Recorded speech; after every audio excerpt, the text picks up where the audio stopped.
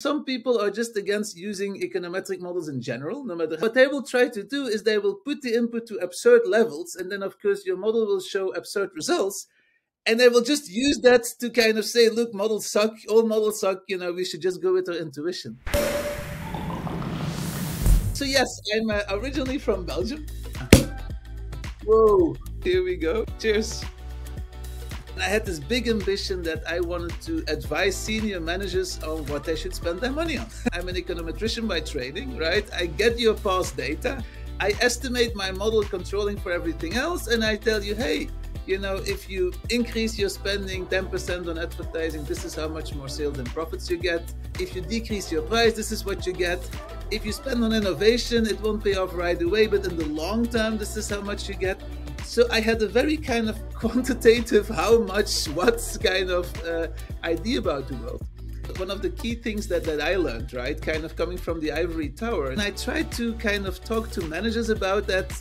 I quickly learned that there's so many other considerations. One of the key things, of course, is just managing the risk.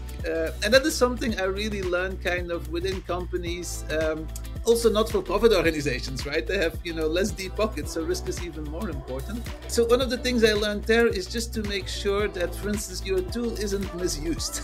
So very quickly I realized kind of, just showing my model with coefficients and confidence levels, that's not going to work.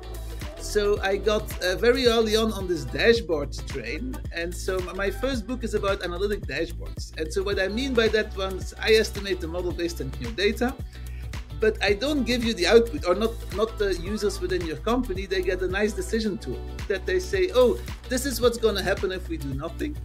If we kind of put more on advertising or on price and so forth, this is how much it's projected to change, right? So it's all based on the model, but the user doesn't see the model. And so I give that to them, and we test the user friendliness, and they, this is all great, Koen, but that's just one problem.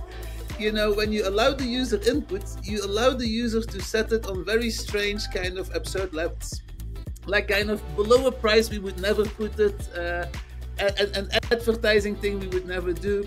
And then what's going to happen, some people are just against using econometric models in general, no matter how user-friendly you make it. And so what they will try to do is they will put the input to absurd levels, and then of course your model will show absurd results.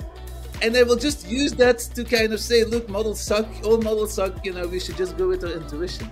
So I learned very quickly that people know their colleagues, so they really helped me to just differentiate the way in which I communicate.